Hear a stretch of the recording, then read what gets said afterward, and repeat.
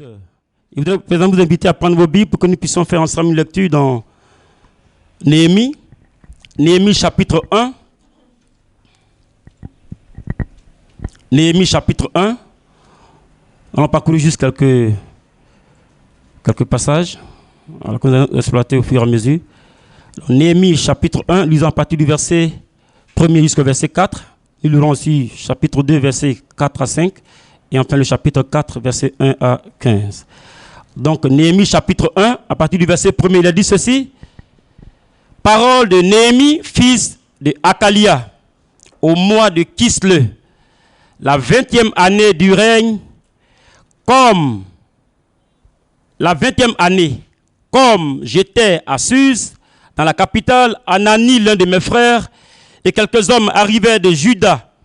Je les questionnais au sujet des Juifs réchappés qui étaient restés de la captivité au sujet de Jérusalem. Ils me répondirent, ceux qui sont restés de la captivité sont là, dans la province, au comble du malheur et de l'opprobre. Les murailles de Jérusalem sont en ruine et ses portes sont consumées par le feu. Et enfin le verset 4. Lorsque j'entendis ces choses, je m'assis, je pleurais et je fus plusieurs jours dans la désolation. Je jeûnais et je priais devant le Dieu des cieux. Ensuite le chapitre 2, verset 4 à 5. Chapitre 2, verset 4 à 5, il est dit ceci. Et le roi me dit, que demandes-tu?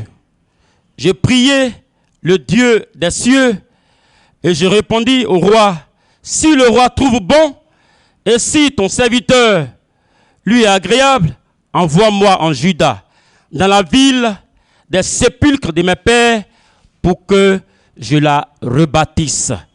Et enfin, Néhémie chapitre 4, nous lisons à partir du verset 1er. Néhémie chapitre 4, il a dit ceci. Lorsque Sanballat apprit que nous rebâtissions la muraille, il fut en colère et très irrité. Il se moqua des Juifs et devant ses frères et devant les soldats de Samarie. À quoi travaillent ces Juifs impuissants? Les laisserait-on faire? Sacrifieront-ils? Vont-ils achever? Redonneront-ils la vie à des pierres ensevelies sous des monceaux de poussière et consumées par le feu?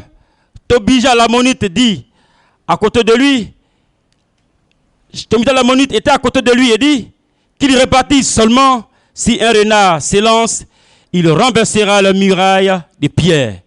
Écoute, ô notre Dieu, comme nous sommes méprisés. Fais retomber leur insulte sur leur tête et livre-les au pillage sur une terre où ils soient captifs. Ne pardonne pas leurs iniquités et leurs péchés ne soient pas effacés de devant toi, car ils ont offensé ceux qui bâtissent. Nous rebâtîmes la muraille qui fut partout achevée jusqu'à la moitié de sa hauteur et le peuple prit à cœur ce travail. Mais Sanballat, Tobija, les Arabes, les Ammonites et les Asdodiens furent très irrités en apprenant que la réparation des murs avançait et que les brèches commençaient à se fermer. Ils se liguèrent tous ensemble pour venir attaquer Jérusalem et lui causer du dommage. Nous priâmes notre Dieu et nous établîmes une garde jour et nuit pour nous défendre contre les attaques. Cependant, Judas disait, les forces manquent à ceux qui portent le fardeau et les décombres sont considérables. Nous ne pourrons bâtir la muraille. Et nos ennemis disaient, ils ne sauront et ils ne verront rien jusqu'à ce que nous arrivions au milieu d'eux. Nous les tuerons et nous ferons ainsi cesser l'œuvre. Or, les Juifs qui habitaient près d'eux vinrent 10 fois nous avertir de tous les lieux d'où ils se rendaient vers nous. C'est pourquoi je plaçais dans les enfoncements derrière la muraille et sur les terrains secs le peuple par famille, tous avec leurs épées, leurs lances et leurs arcs. Je regardais et m'étant levé, j'ai dit aux grands, aux magistrats et au reste du peuple, ne les craignez pas. Souvenez-vous du Seigneur grand et redoutable et combattez pour vos frères, pour vos fils, pour vos filles et vos femmes et pour vos enfants Et nous disons amen, ensemble amen à la parole de Dieu. Amen. Que le Seigneur nous bénisse. La pensée que vous devez tirer de ces différentes portions de l'Écriture est la suivante. Comment faire pour triompher de l'adversité et vous servir la cause de Dieu en temps de crise ou d'épreuve? Comment faire pour triompher de l'adversité ou servir la cause de Dieu en temps de crise ou d'épreuve? Chers frères et sœurs en Christ, la cause de Dieu a toujours en face, ou a toujours eu en face, l'adversité, des oppositions.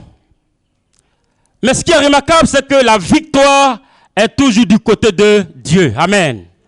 L'Église est née dans la douleur. Elle a commencé ses premiers pas dans la douleur. L'évangile a été annoncé au milieu de plusieurs adversités. Les apôtres d'alors ont été menacés. Mais ces hommes, sous la menace, ont continué à proclamer la vérité de Dieu, ont continué à proclamer l'évangile, et la victoire de Dieu les a accompagnés. Le Seigneur lui a dit sa parole, et moi je bâtirai mon église, et les portes du séjour des morts ne prévaudront point contre elle. C'est pourquoi, chers frères et sœurs en Christ, tant que l'église sera encore sur la tête des hommes, quelles que soient les épreuves, l'adversité, quels que soient les complots contre elle, l'église du Seigneur triomphera toujours. Gardons cela à l'esprit. Et chaque époque, chaque génération, chaque période, elle a dit, chaque génération a des défis à relever. Il faut que nous comprenions cela. Et nous gardons cela proprement à l'esprit. Mais Dieu se sert toujours dans chaque époque, chaque génération, des hommes et des femmes capables de se disposer à faire avancer l'œuvre de Dieu. Des hommes et des femmes dont le cœur brûle pour l'œuvre de Dieu. Dieu donc se sert d'eux.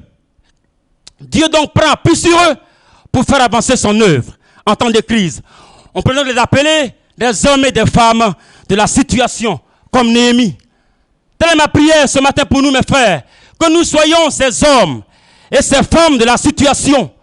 L'histoire biblique nous présente plusieurs de ces personnes, entre autres Noé, Abraham, Moïse, Josué, Gédéon et Néhémie, notre cas d'espèce, Esther, David, le prophète Ésaïe, Paul et le Seigneur Jésus lui-même, qui est venu sur la terre des hommes pour régler la question du péché. Alors que le péché a été la plus grave crise que l'humanité a connue, parce que le péché est venu mettre à mal le programme que Dieu avait mis en place.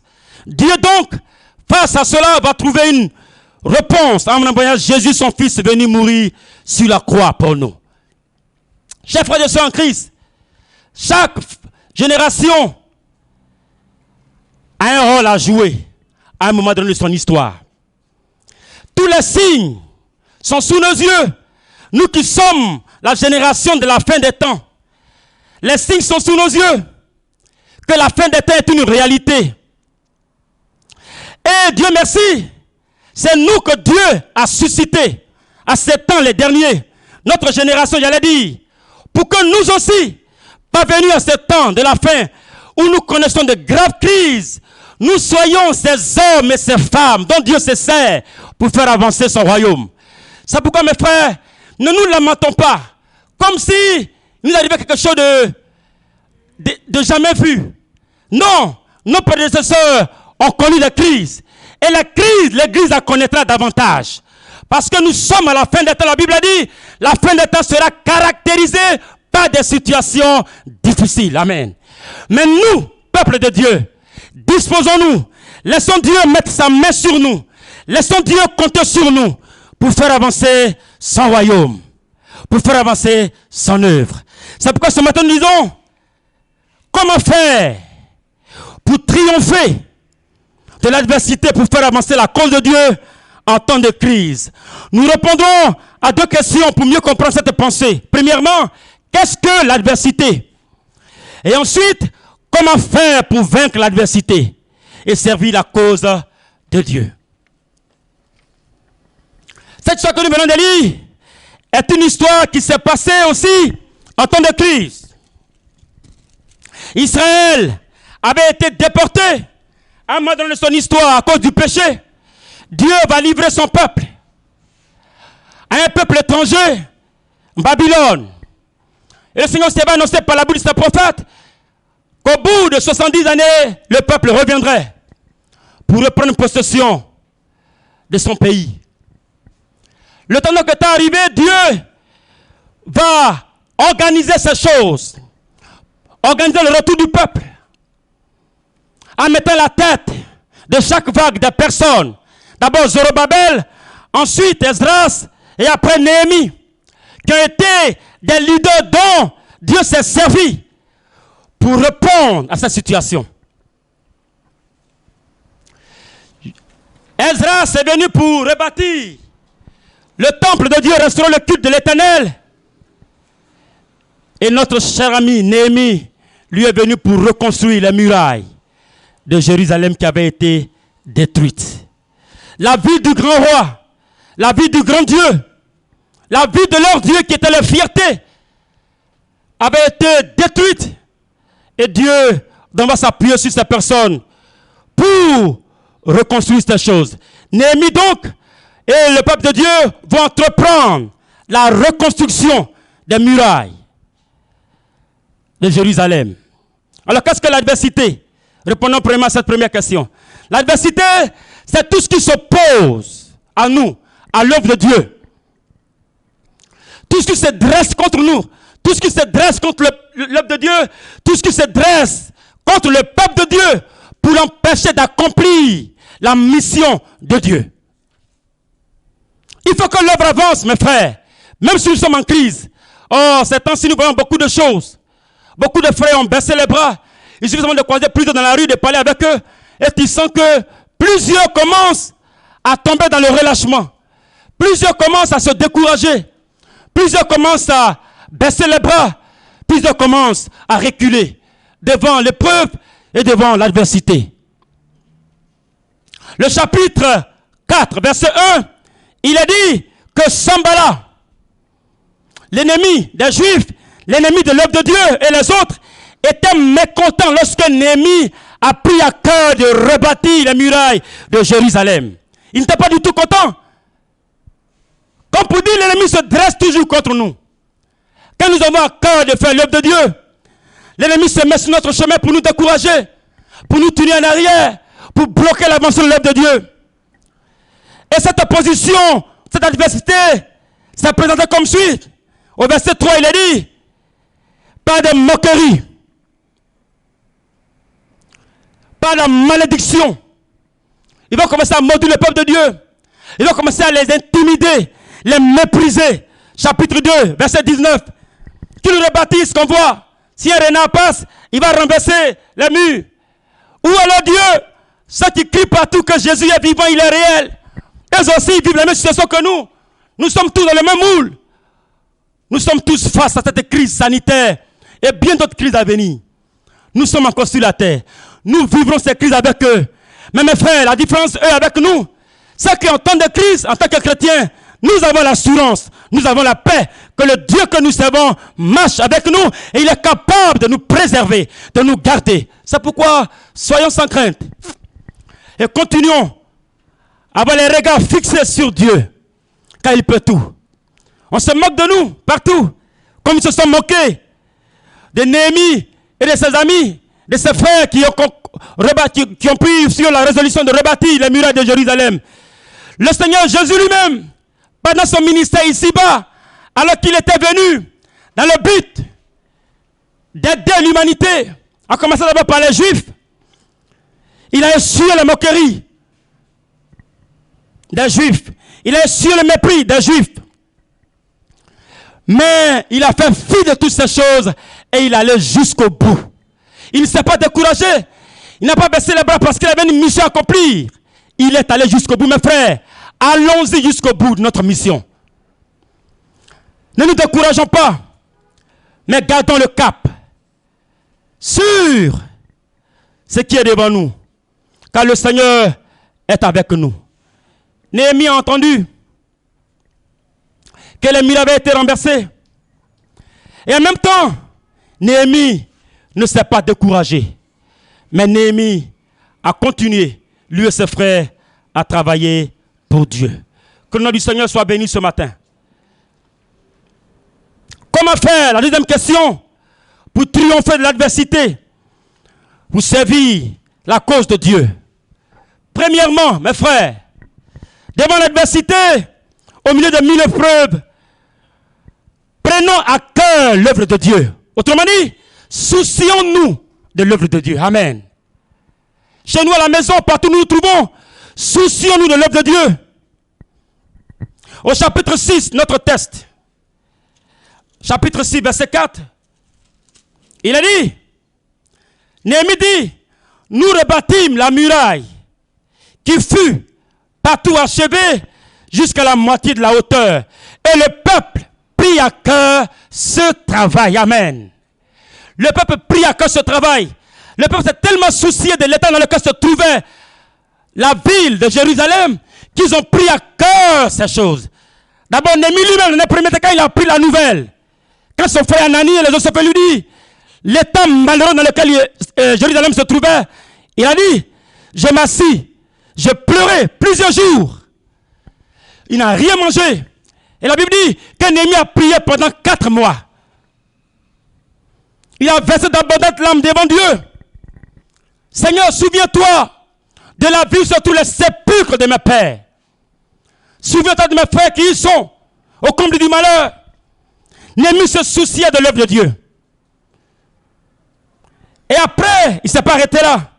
Mais il va prendre sur lui la résolution. Chapitre 2, verset 18, il a dit, il se fortifiait dans cette bonne résolution. Amen. Il se fortifie dans cette bonne résolution, mes frères. Quand nous sommes résolus, quand nous avons une bonne disposition du cœur, le surnaturel nous accompagne. Amen. Autrement dit, Dieu se joint à nous pour nous conduire au succès, pour nous conduire à la victoire. C'est pourquoi, mes frères, souciez-nous de l'œuvre de Dieu en ces temps de crise. Comment va l'église du Seigneur? Quand nous voyons l'état spirituel des frères et sœurs en Christ, qu'est-ce que cela nous fait? Quand nous ne nous retrouvons plus aux heures habituelles de prière que nous avions auparavant, quand en venant à l'église, souvent nos cultes, comme nous le voyons souvent, vous voyez les chèques qui sont vides par exemple, alors que ce ne sont pas butés à ce genre de culte, au temple Emmanuel. Au temple Emmanuel, c'est vrai que Dieu continue de parler, par la dernière fois encore l'expérimenter, de nous a parlé par les dons spirituels. Mais c'est un culte tout feu, tout flamme. Quand tu viens, tu croises réellement Dieu. Mais aujourd'hui, nous sommes obligés de faire les cultes un peu rapidement pour aller vite à cause de la situation de crise que nous connaissons. Mais devant toutes ces réalités, est-ce que ton cœur est touché? Si une seule personne se lève dans la prière, un frère, une sœur, Dieu est capable d'intervenir et de renverser la situation et de changer la situation. Quand dans l'histoire biblique, le réveil est venu souvent par la vie et par la prière d'une personne expérimentée par la vie du prophète Élie, qui était face à lui seul plusieurs prophètes de Baal. Israël était loin. Il fallait quelqu'un pour amener le cœur du peuple. Et à cette période de crise, le prophète Élie va commencer son ministère. Un temps d'apostasie. Dieu va se saisir de lui. Et par la prière de l'homme de Dieu, le peuple va reconnaître ce jour-là que c'est l'Éternel qui est Dieu. Amen. Et ils vont revenir à l'Éternel. Dieu est à la recherche d'un homme et d'une femme de la situation, capable de se tenir devant Dieu jour et nuit, pour prier le Seigneur, pour intervenir dans la situation que nous connaissons présentement.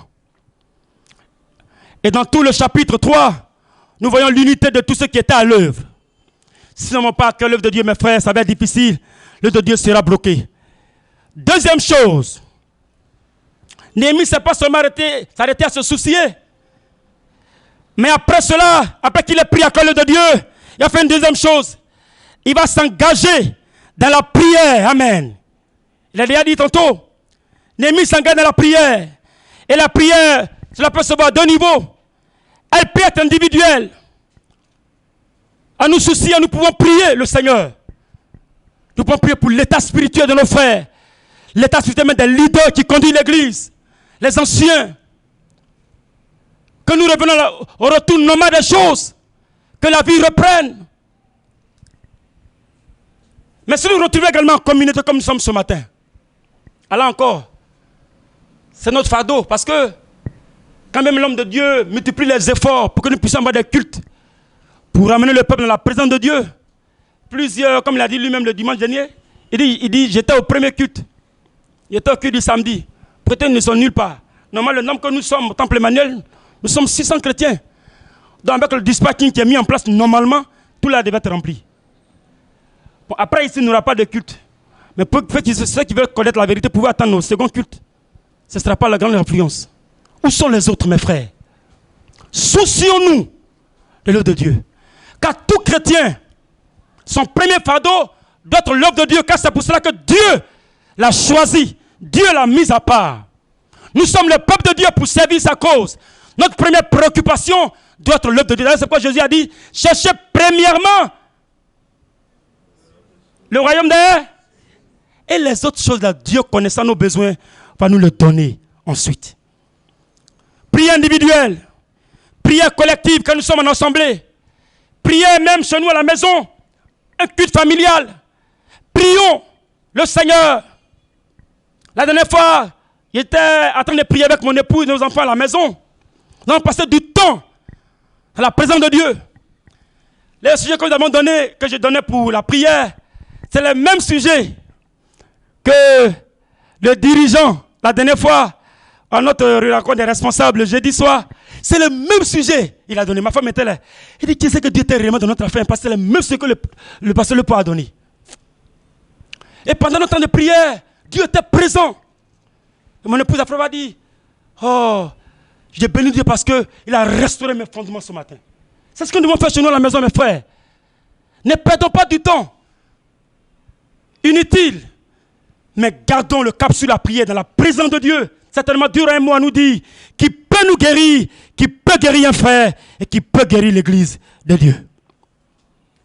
Il y a une sœur qui priait souvent. Quand elle prie, elle ne parle que d'elle, son fardeau. D'ailleurs, c'est ce que les chrétiens font maintenant. C'est difficilement que tu deviens un chrétien qui passe du temps à prier pour l'œuvre de Dieu. Seigneur, je vais me marier. Seigneur, je veux un enfant. Alors, cette sœur priait beaucoup. Je veux un enfant, l'enfant n'a pas. Elle a commencé à se décourager. Vous voyez? Or, quand tu es découragé, toute ta vie spirituelle prend un coup. C'est pourquoi les choses de la vie, Dieu connaît nos besoins, mes frères. Laissons Dieu intervenir dans nos différentes situations. Dieu n'est pas absent quand les choses nous arrivent. Dieu n'est pas étranger à ce qui nous arrive. Dieu nous connaît. Il connaît nos besoins. Mais nous, soucions-nous plutôt de son œuvre. Prions pour son œuvre. Que son nom soit béni ce matin. Troisième élément, l'avant-dernier élément pour terminer. Adoptons la prudence. Versets 7 à 18. Adoptons la prudence. Néhémie, le peuple de Dieu, était sur le garde. Il veillait parce que la vie était menacée constamment. Nous avons vu tout à l'heure les dispositions qu'ils ont prises. Il n'est pas devant le peuple de Dieu ce matin d'aller prendre les mêmes dispositions avec des épées. Non, non, non. Notre paix, la parole de Dieu, la prière. Amen. Voilà. Mais les domaines dans lesquels nous devons veiller, nous devons être prudents, c'est notre vie spirituelle. Amen. Parce que si nous perdons la foi, si nous perdons ce qui fait notre valeur sur le plan spirituel, nous sommes perdus. Un chrétien qui perd toutes ces choses n'a plus de valeur devant Dieu. C'est pourquoi, mes frères, veillons sur notre vie spirituelle. Veillons également sur notre vie morale. Partout aujourd'hui, c'est les hérésies. Des faux docteurs, des faux prophètes. Les gens pilulent partout. Ils ont eu des révélations, des déclarations prophétiques mensongères. Fuyons ces personnes et plongeons nos regards dans la parole de Dieu. Permettons, Seigneur, de nous éclairer lui-même par le Saint-Esprit. Veillons aussi sur nous à l'égard des faux frères. Car plusieurs sont tombés loin de Dieu dans le raisonnement. Ils veulent aussi entraîner les autres dans le faux raisonnement pour les déconnecter de Dieu, mes frères. Fuyons ces personnes. Fuyons ces personnes. Aujourd'hui, dans les connexions ténébreuses, sataniques, diaboliques. Il voudrait que nous aussi nous puissions les suivre dans ces choses. Des faux leaders aussi, des faux hommes de Dieu qui détournent la foi du peuple de Dieu en ce temps de crise parce que le diable les utilise à dessein. Fuyons ces personnes, mes frères, et veillons sur notre foi. Que le Seigneur nous aide ce matin à veiller sur ces choses. Quatrième et dernière chose, faisons preuve de grande foi.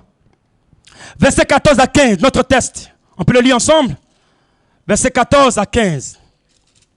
Il a dit, je regardais ces ennemis qui parlaient, je regardais, et m'étant levé, j'ai dit aux grands, aux magistrats, au reste du peuple, ne la craignez pas. Dis amen ce matin. Souvenez-vous du Seigneur grand et redoutable et combattez pour vos frères. Ne la craignez pas. Souvenez-vous seulement du Dieu grand et redoutable, du Dieu tout-puissant, un vaillant héros qui mène les combats. Et la Bible dit, le cheval peut être prêt au jour de la bataille. On peut être menacé. Les déclarations peuvent surgir de partout. Mais la victoire, mes frères, appartient à l'Éternel. C'est pourquoi ne les craignons pas. Ne les craignez pas. Mais faisons preuve d'une grande foi. La Bible dit que Jésus a vaincu toutes les dominations, les principautés qui sont bien organisées. D'ailleurs, il y a l'homme de Dieu, le pasteur le pourra toucher ce test biblique dans l'épître de Paul aux Éphésiens. Vous parlez de la domination, des principautés et tout cela pour dire le royaume de Satan est un royaume qui est bien organisé. Mais malgré cette belle organisation, Jésus les a dépouillés à la croix de Calvaire. C'est pourquoi nous n'avons rien à craindre, mes frères. Faisons preuve d'une grande foi. Le Seigneur est avec nous pour nous conduire à la victoire. Pourquoi faire preuve de grande foi? Parce que la foi bannit la peur. Amen.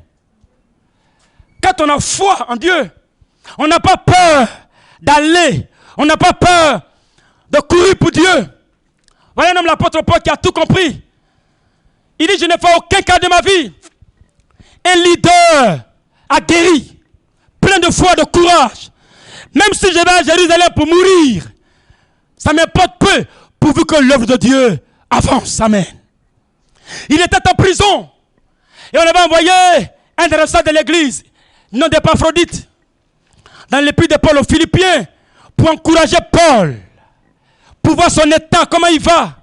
Et voilà le prisonnier, dans les lieux, qui va commencer à réconforter la foi de celui-même qui est venu le voir en prison. Vous dites, va dire, mes frères, tout va bien, pour paraphraser. Ne pensez pas que le fait que je sois en prison a freiné l'évangile, non. Même ma condamnation a plutôt contribué au progrès de l'évangile. Quelle foi! Quelle assurance! Je suis en prison, c'est vrai. Mais pendant que je suis en prison, Jésus n'est pas moins annoncé. Partout, c'est Jésus. Amen. C'est pourquoi même dans l'adversité, dans l'épreuve, mes frères, faisons preuve de grande foi et annonçons le Seigneur. La foi bannit la peur. La foi aussi bannit le découragement. Quand je crois qu'il y a un lendemain meilleur qui est placé devant moi, je ne suis pas découragé.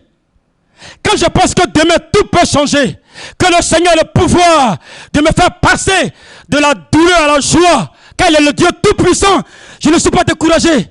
Quand je crois que Dieu a le pouvoir de me faire passer du vide à la plénitude, je ne suis pas découragé. Quel est le Dieu qui amène à l'existence les choses qui n'existent pas, mes frères? Continuons de compter sur lui. Et souvenons-nous qu'il est le Dieu grand et redoutable.